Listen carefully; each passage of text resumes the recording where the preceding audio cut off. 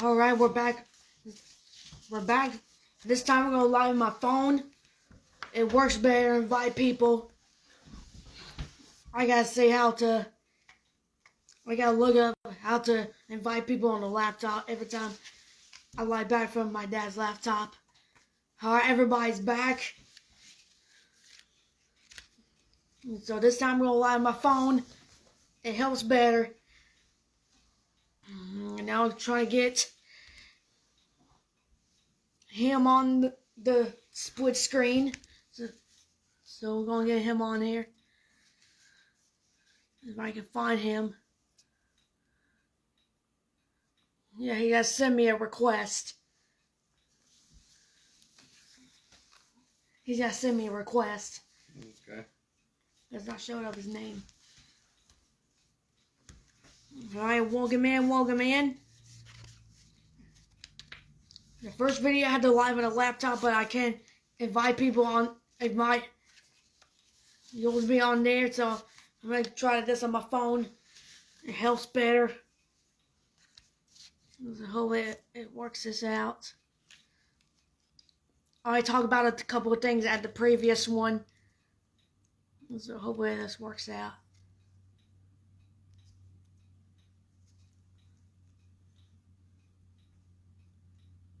Kevin said, I want your hair. I wish I could have hair like that. Mm-hmm. Yeah, my mom just do my hair. Just like a few minutes ago. So what do you need to happen? Oh, there we go.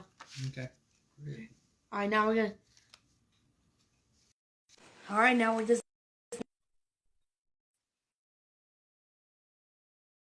Let's see, I can turn my phone up. Alright. What's up? What's up? Hey. Can Hey. you hear me? Yeah. All right. Alright, now I can show the Titans back there, or I can hide it for the fans, however they want to do it. So. It looks good. I was just telling you some questions. What are your thoughts on the big win last Friday night at Reedsville? Oh man, that was a good one. That was a shocker. Nobody expected us to come in and win that game, and again, telling the guys, you don't play games on paper. So kind of exciting to see us go in and knock off the number one seed. I always tell people now that since we knocked the number one seed off, we got the target on our back. So we flip-flopped and switched it. They handed it to us. So throughout this whole playoff, we have the target. And, they say all roads lead through Reedsville. Well, there's no more roads. Now it's just everyone battling to get to Chapel Hill. All right. And how special was it to share such a special moment in the big play with your son? JJ, that's something special. Man, it brought tears to my eyes. I tell you that final play, and we kind of talked over it. On the sideline every time he would come over, and he was just this close of getting an interception, and he was this close of batting it down. And I kept telling him, I said, look, man, I said, it's going to come when you least expect it. I said, but it's going to come at the right time, I promise you. And he kept looking, and he's like, Dad, I'm going to get one. And surely the world, man, he picked it off, and he comes running straight to me on the sideline, and I hugged him and spin him around a couple of times, and tears dropped. So, that was a great moment. All right. So tell us a little bit about your playing career. What did you play high school and college ball? Okay, yeah, sure. So in the background, you can see the Burns Bulldog helmet, and we got the jersey up there. My mom, she framed it for me, and that was something special to me back in high school. She surprised me, and I thought that was something special. But I played at Burns High School in Lawndale, North Carolina. I played under a coach named Ron Green, and great coach. And, defensive coordinator at the time was David Devine, who's now the head coach at Burns. And we had some other guys along the way that coached us. Troy Goss' dad, which was Mike Goss, and it a great time, great 4 years at Burns. I enjoyed it. Kid you not, here's a small story for you. I did not want to play college football. I didn't want to play football at all. Got to my senior year of high school and told myself and I told my friends, I said, look, I'm going to focus on basketball. I'm a basketball guy. And so I walked off the field during optional workouts. And I told the coach, I said, you can have it. You can have the helmet. I'm done. Went home. He called my parents, my mom. He said, hey, your son walked off the field. So mom gave me this little big old speech of, when you start something, you finish it. She's like, in our house, you know better than that, so you going back. So I went back and just kind of gave it my all. And next thing you know, I ended up getting a football scholarship to play at Lenore Ryan. Well, here's another story for you no one knows. I turned the scholarship down. So I didn't officially go to Lenore Ryan straight out of high school. I actually went to Bethel College with a friend of mine who begged me to go, and it was an NAIA school. I was in McKenzie, Tennessee, and he left me in the middle of the semester. So when he left, I called Lenore Ryan. I was like, hey, is that offer still on the table? And he was like, sure. So I ended up going back to Lenore Ryan. So that's how, my pattern and my journey started. All right. And what did you remember most about playing for Burns High? Oh, it was some great moments. I'll probably say my greatest moment was my junior year. We were undefeated, and we were going in, and we were playing Crest High School. Back then, Crest was in our conference, and they're usually the last game. And I was just like, oh, man, this is it. This is it. Big game, big rival. It was sold out. And when I say sold out, JJ, I'm talking people couldn't even get back inside because they kind of just went ahead and closed the gates and said, look, no more can enter. We had people just standing outside of the gates looking in. We had people on the daggone fence. We had them down on the track. It was packed. And I never forget, we drove in on the bus, and we had our fans already there waiting on us. And they was cheering us on. And, as they was cheering, I could feel the nervousness and the jitters. It kept coming. It kept coming. And I went in the locker room, and I'm a type that, I don't really want you to talk to me during the game or before the game. I just, if you do, just say a couple of words to me and move on. I'm trying to focus. And I remember putting my head down, and I kind of just teared up. And it was tears of nervousness. It wasn't, tears of happiness or joy. It was tears of nervousness and scared because I'd never seen a big game like this. And I'm a young kid, junior, big time. And I just looked down, and tears came down. And one of the coaches, I'll never forget his name's Marvin Vince. Coach Vince is what we call Tippy nickname. And he looks at me, and he's like, Orlando. And I was like, hey, Coach Vince. And he's like, big players make big plays. And I just looked at him. He's like, big players make big plays. And I was like, okay. So I go out, and I get the first catch, and I get another catch and another one, and I just kept feeling it. And from there on, it was a great game, a great night for me. Unfortunately, we lost. We lost by one. But I do remember catching that one catch at the final end and ran it in. And I looked back, and I did the Heisman pose because I just knew that was a Heisman night. And I looked back, and next thing you know, there's a flag.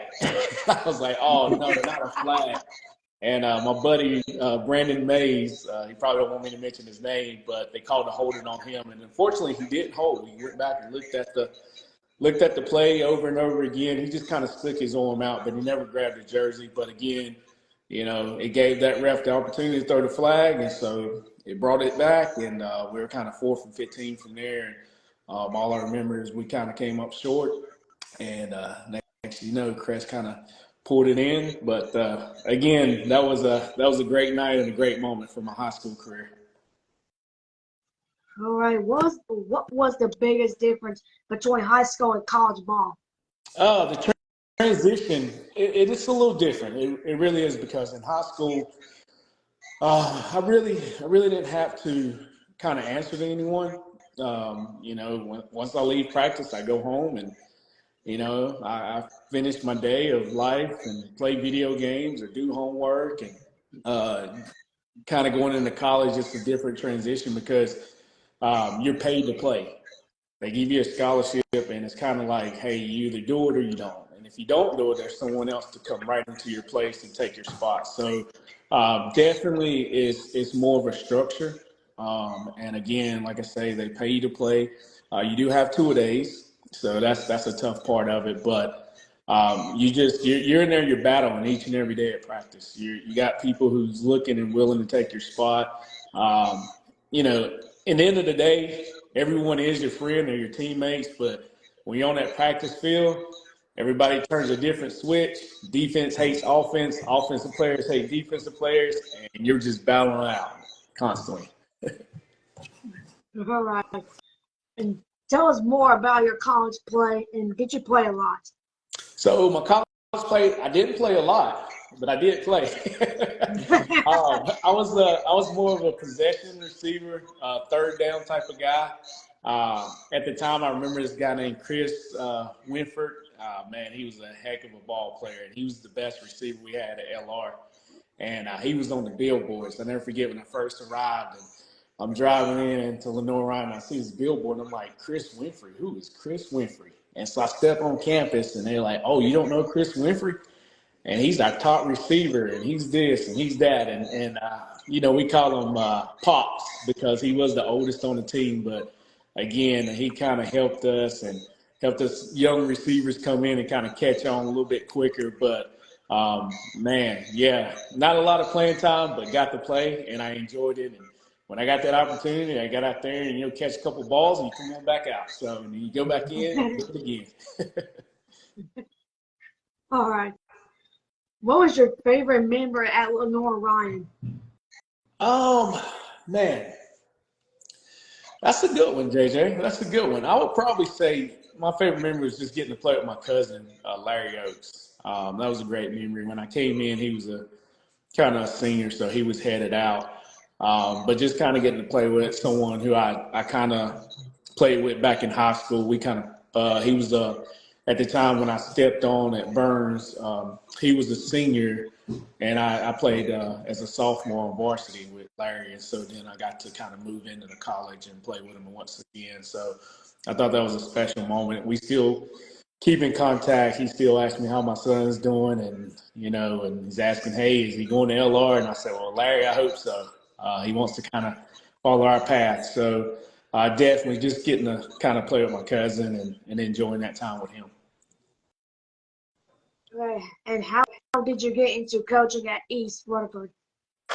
So a friend of mine by the name of Philip Russ. It's a long story. It really is.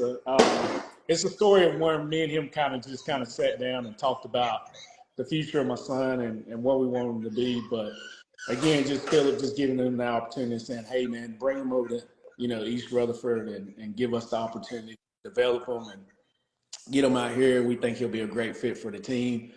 So, I kind of trust Philip in this, and I didn't want to coach. So there's the answer there. I didn't want to coach. And, Philip kind of just kept talking to me and said, Lindo, man, this will be a great opportunity for you to spend time with your son on the field and kind of even off the field. So I was like, Philip, I can't turn that down. And he's like, hey, one more chance to coach your son. And I said, hey, I got to accept. So came on and coached, and man, it's great. I'm telling you, JJ, I enjoy every bit of it. These guys have changed the culture there. I mean, they're changing the community. They're out here doing things for the school. I mean, you can't ask for anything better from these guys. So, again, I'm glad to be a part of East Rutherford. All right, this is a tough question. And why did you make this? Why did you make the decision to transfer Lanty to East Rutherford from Burns? Oh, man. And I hope Coach Devine ain't on this interview here watching. I got mad at Coach Devine. I said, hey, I'm taking him with me. No. All jokes aside. Oh, man. I just felt that, at the time it was right for him to be with me for 1 year. And, again, like I said, we couldn't kind of turn it down. It was a father-son I would say it's a father and son combination here, and we kind of it was a package deal. And I'll be honest with you, Landy still has respect for his guys at Burns. He still has respect for Coach Devine. Like I say again, he was a great coach, and he coached me when I was there at Burns. So again, we still have respect for him, and he was able to be able to say, hey. I understand that, you're coaching your son. He wants to be with you for one more year. So here we are. That was the story for us transferring to East. All right. Looking back, was it the right decision? Oh, yeah, without a doubt. Without a doubt, JJ. I mean, you see it. We're going to the third round. Man, and I don't know if you can see the pictures and the things that you see between Landy and Landon and Landy and Zaylen and Landy and just the whole team in general. And just him stepping in and they were opening him with open arms day one. We got, introduced to Trevor. I remember Trevor was the first one we got to meet, and then Landon along with Cersei and the coaching staff. So they all welcomed us. We felt like it was home and we couldn't turn it down. And we was like, hey, this is where we want to be. So without a doubt, no, we're not looking back. This is great. And like I say, the journey's not over and his story has just begun. We still got a long ways to go to the storybook. All right. What do you think the future holds for Landy? Well, JJ, man, I'm telling you, this kid, he's a bright kid. And I'm not saying it just because he's my son. But he has a big future, and it's even outside of football. I tell him every day, like, hey, man, live your dream. Live your dream and what you want to do. And look into the 4 to 6 years from now, do you see yourself playing in the NFL? And, he tells me sometimes, like, Dad, I don't think I'm going to play in the NFL. And I said, well, you never know. You may, but if not, always remember that what you're going for is to get that education. Because at the end of the day, after football, you got to make sure you have something to fall back on, and that's that education. So his future, he's got a bright future. I think after, last Friday, it kind of turned some heads a little bit, and it kind of, had that differences of saying, man, we don't look at size. Size doesn't matter when you're guarding a 6'8", I guess, because he kind of jumped up there and knocked a couple of passes down for Keandre. So I think that was big. But, again, he has a bright future, and I can see him playing football on Saturday. All right. East has a rematch with Brevard in round 3 on Friday night. What are your keys to the game? The key is to beat them. That's the key, JJ. No, I'll just that. The biggest key, JJ, is just kind of clean up of what we had the last matchup. We kind of know what we're going into, and this is going to be a dogfight. It's not going to be anything easy. Again, we got to make sure we can be able to establish our run. I feel like our run leads to a lot of things, and it opens up our passing game. So being able to establish that run, that's going to be the key.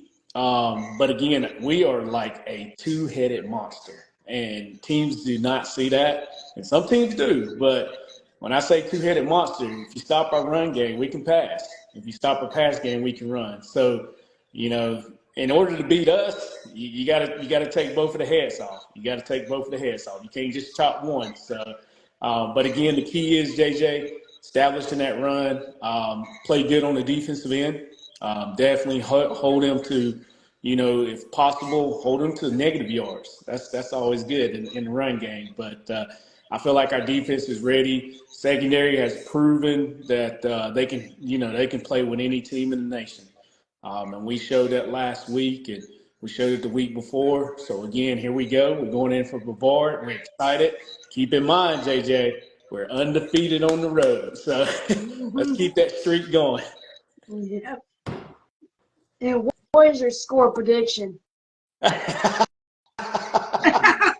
man, I'm a coach. I don't think I'm supposed to be gambling on here. Oh man, JJ, I'm gonna flip it. I'm gonna flip it. I'm gonna say we're going in there, and the score is gonna come down to 28-21. I'll give 28-21, and it's East. Yeah. What does your future in football look like? JJ, this one might be it. This might be the last road of me coaching. I coached some guys, man, and I coached them. It all started, in basketball and just kind of transitioning to football. But my coaching is it's been a long, long road. I remember coaching a guy named Dorian Starnes who now plays for VMI. Heck of a player, but I coached him in basketball, loved him to death, man. And he actually won me my first championship and got me a taste of what victory feels like.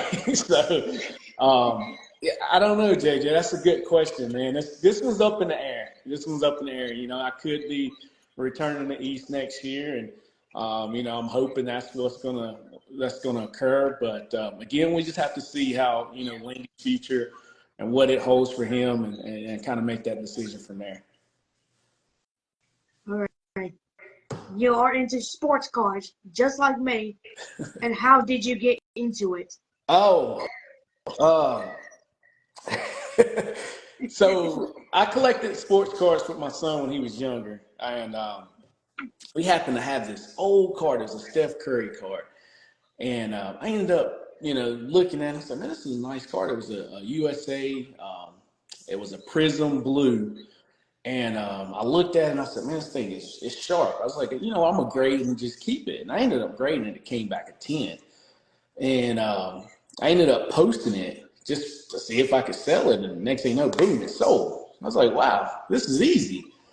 And so when I sold it, I started getting some like friends in there at the time and some sports guys who's been in there for quite some time. And they were like, hey, man, hey, you should get in the sports car business. And I was like, nah, I don't want to deal with that. I was like, I have a bunch of cars, but I don't want to deal with the sports car business. Like, no, that's where the money is. He's like, if you know how to play it right and you pick the right player at the right time and sell them, you can make money. I was like, oh, really? So I was like, you know what? Let me try it. So I ended up getting a couple of mentors and I started getting into the sports car business. But it all started with my son. We just started collecting cars and I happened to sell this one Steph Curry car. So here I am, got my own sports business, and I'm gonna continue. I've been doing it now for like 2 years, and I enjoy it and I love it. It's just one of my hobbies. Yeah, you show us your favorite card. Oh, sure, sure. Let me see if I can flip this thing around for you. All right.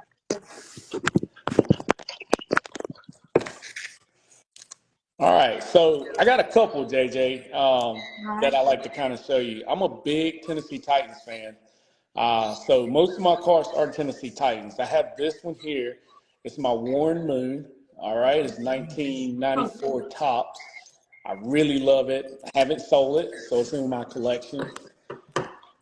I'm a big old Marcus Mariota. Hate that he, kind of didn't make a good career with us, but he's still in the league, and that's always a plus. This is one of my national treasure cards here, number 249. We'll stick with your Marcus Mariota. This is a nice contender Panini autograph, number 49. And of course, this is Marcus Mariota as well. And then I have a couple of old guys. Your dad might know him, Earl Campbell, best running back in the day for the Houston Oilers. This is my nice one. He actually signed the eye patch, so it's an immaculate. Then we have here, this one is Corey Davis. And if you can see right there, JJ, that is his actual glove.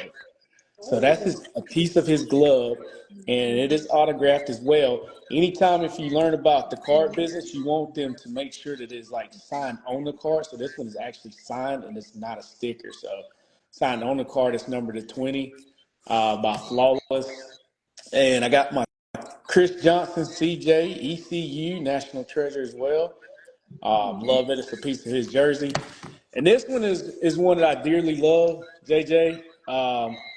Rest in peace, Steve McNair, one of the greatest. And so I have to keep something like this, a piece of Steve McNair, just to remember him. But that's my sports card collection. So again, big Tennessee Titans. all right. And do you have any shout outs? Oh, well. First of all, I'd like to shout you out for having me today. That's big, JJ. I was so glad that you kind of said, "Hey, Orlando, I would like to have you on this interview." And I'm gonna shout out Knucklehead right here, Philip Russ, who just said Aaron McNair. He gets points for that. There you go, Philip. Aaron McNair, you get it. Oh man.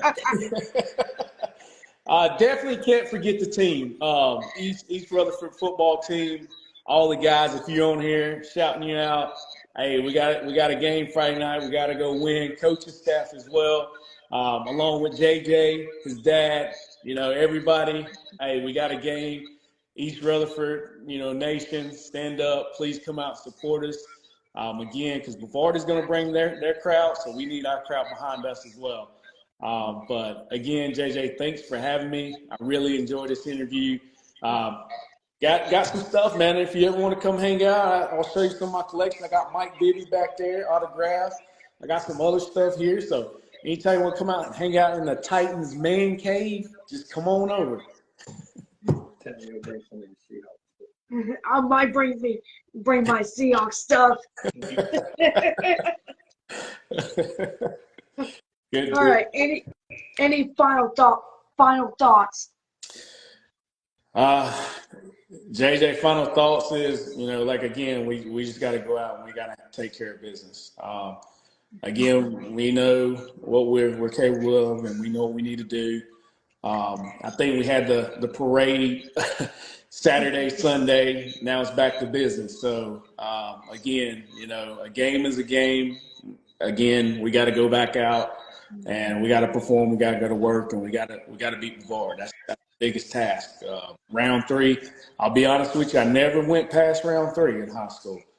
So this is something special. I always said the monkey was on my back. I couldn't get through round 3. So hopefully with these guys, they can let me have that experience of what it feels like to go to round 4. All right, that's all I have. Good deal. Questions? I want to say happy Thanksgiving. Oh, yes. Thank you, JJ, and happy Thanksgiving to you and your family. Hey, Philip said we can't eat too much. So, unfortunately, I guess I can't stuff my face, thanks to Philip, but I'm going to try to sneak some in without him knowing. How about that? So, good deal. Well, happy Thanksgiving to you and your family, and happy Thanksgiving to everyone here on the stream. All right, see you, Coach. All right, see you. Hey.